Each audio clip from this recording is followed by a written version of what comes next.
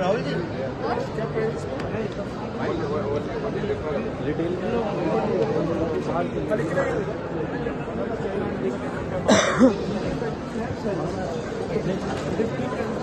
they are attached together. One thing is that the cells basically it doesn't get repaired. क्या करते हैं कि computer होता है ना उसी को उसको ठीक करते हैं, ओपन भी नहीं करते। अगर सेल खराब है तो ये चेंज कर देते हैं, बैटरी चेंज करेंगे आपको।